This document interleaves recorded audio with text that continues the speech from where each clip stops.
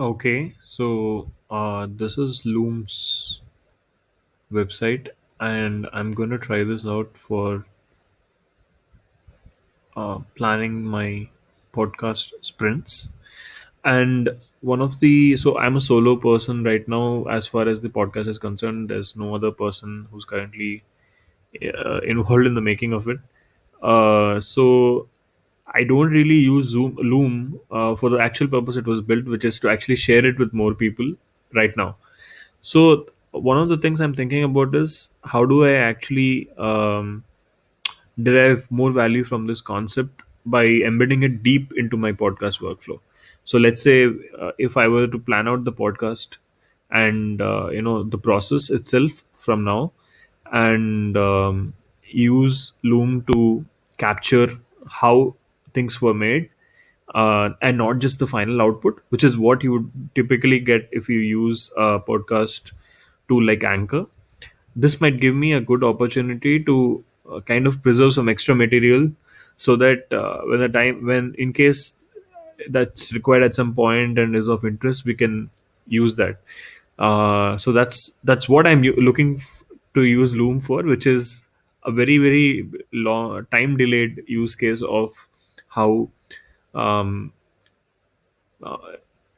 the making of the podcast might actually be recorded.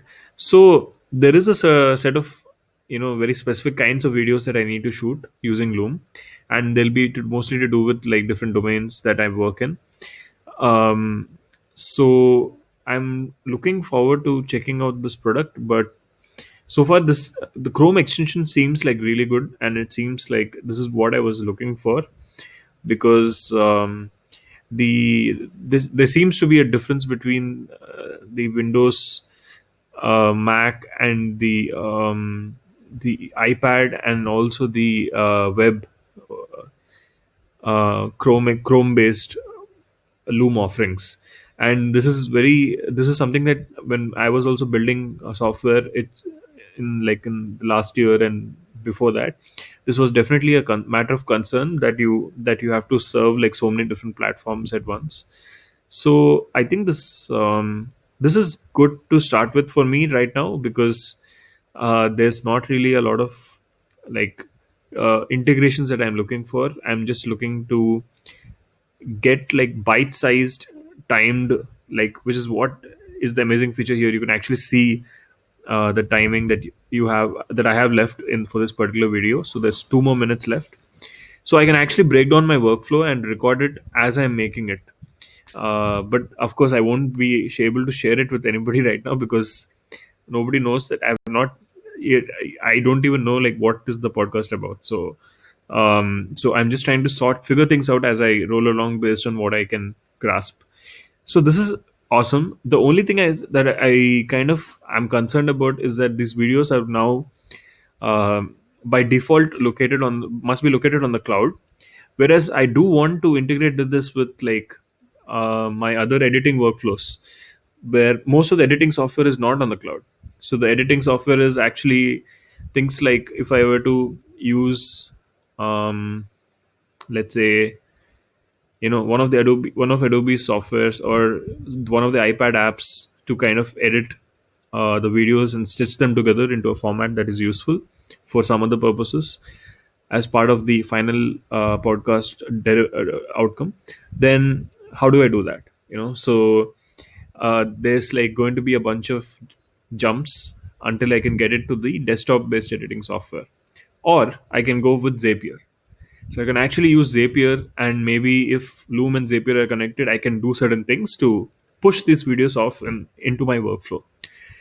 So one of those zaps that I need to do, as in Zapier lingo, is like basically moving this video and adding it automatically to a certain Notion page.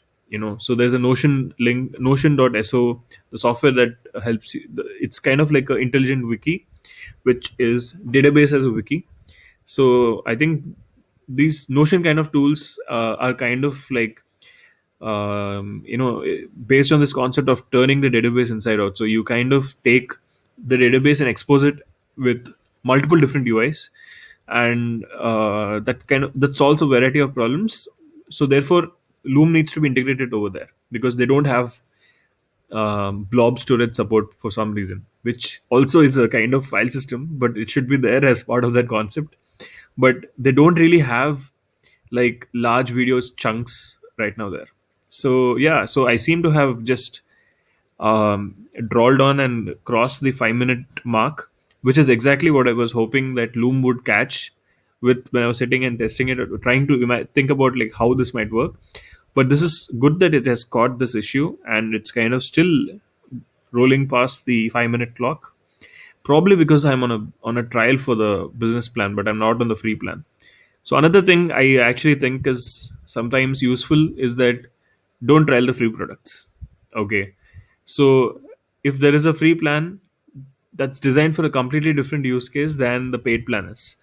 And I think one of the realizations that I have in SaaS is that I don't want to try out any free plans.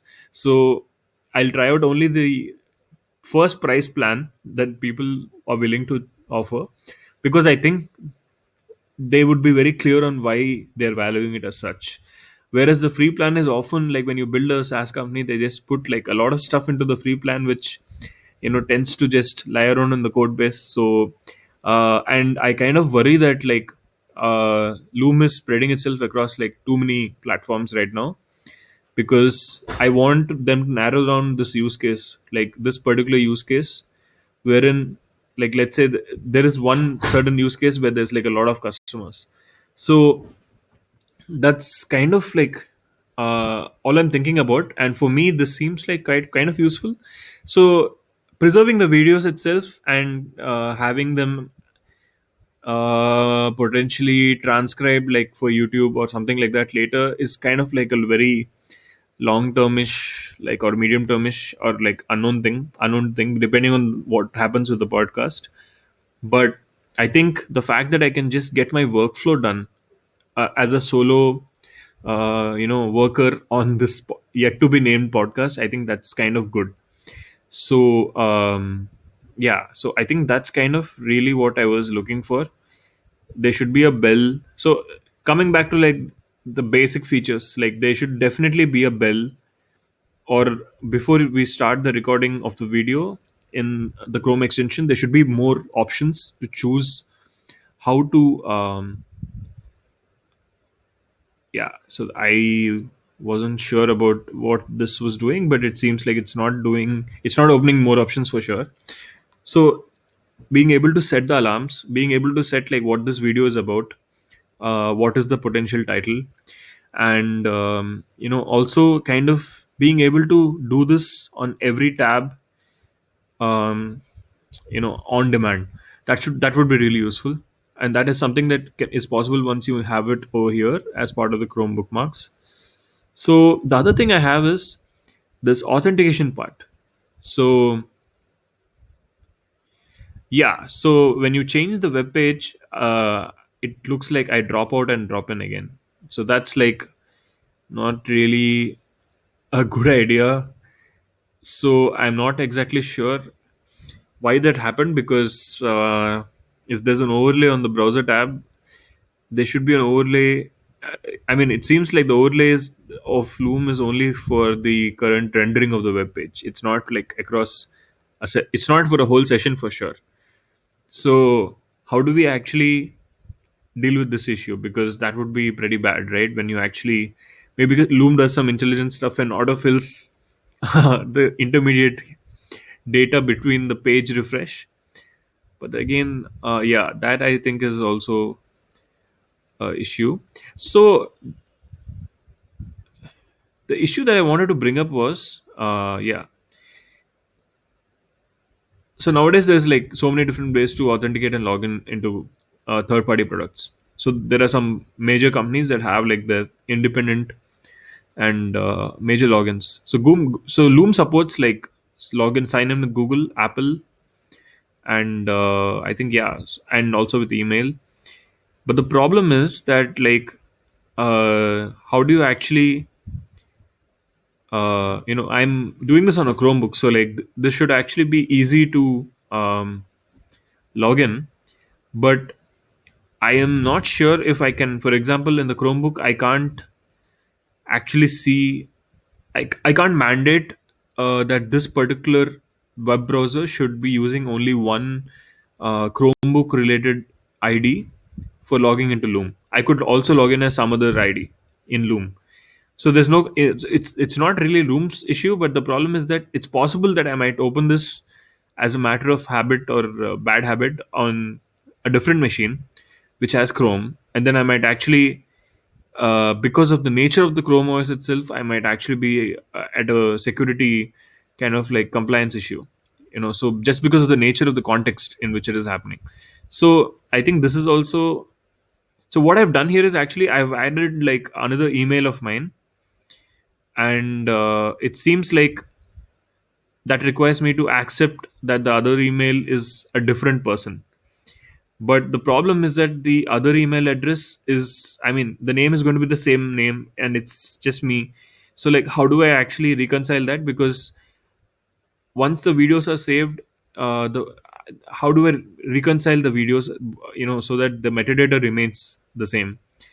So it seems like Loom has gone for like, okay, heavy duty, like workflow based optimization rather than anything else. So that's like the primary goal of Loom right now, and they've done a good job at it.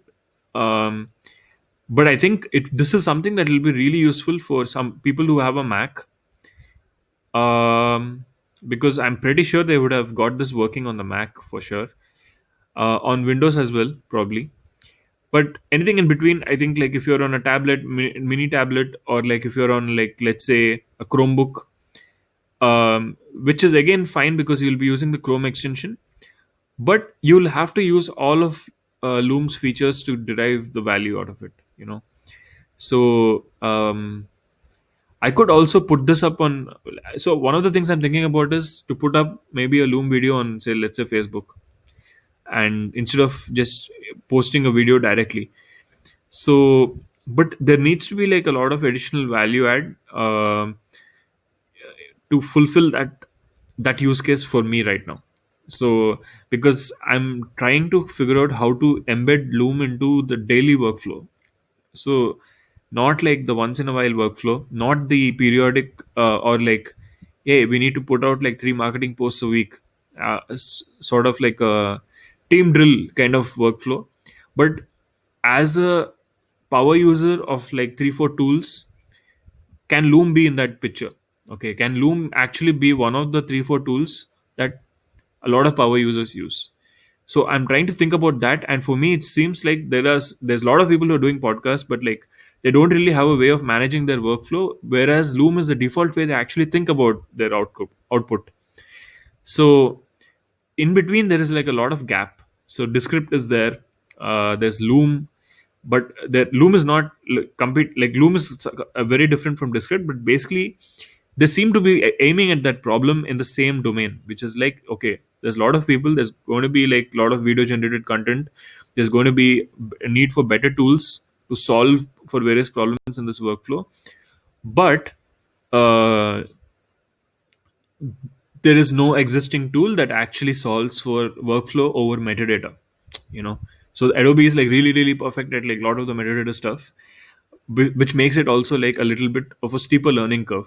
So can we onboard people faster and get all these like creative juices flowing faster if we can get people onto Descript or Loom and so on, or Notion. So I think this is a great idea, but like I have to see how the video will turn out, because and the audio, because this machine itself that I'm trying it out on is actually quite affordable and accessible to a lot of people. So there are people who could potentially use Loom for, let's say, in different languages. There are like in India we have like the government itself recognizes like 20 plus languages. So how is Loom, can Loom be used by the power users of people who generate those podcasts? Okay, so that's what I'm trying to think about. And it seems like, yeah, there is a use case for the workflows part for sure. There's a use case for a lot of the demos and product educational experience, educational bite-sized videos that you might put up on YouTube. So I think there's a lot of content there that can be generated very easily with Loom. So and also like people teaching each other, peer-to-peer teaching. So I think that's also really good. But then that kind of goes into a different territory where like Zoom and some of those other tools overshine a lot. So there's Zoom, and then there's like Microsoft Teams, and there's all those big companies are playing that hardball there. So and so I think there is this, definitely there are some segments where Loom is going to be really good at, and I'm excited to see how this goes. So I kept on talking and I waited like 15 minutes, but before the video started, I didn't actually know how to actually, because there's just like, that's not the first thing on the layout. So first video, without that, no more visibility on like any of this other stuff and options that you have on Loom. So it's literally like a wizard kind of model, right? Like, so you could have that as, that's something that we considered as well. But it seems like for us in a previous venture, it was in a previous company that that I was working on, it was a little difficult to execute on that. But I think here Loom is like pretty clear on what it's doing, so I think it should be easier. Okay then, so let's see how this goes once I save this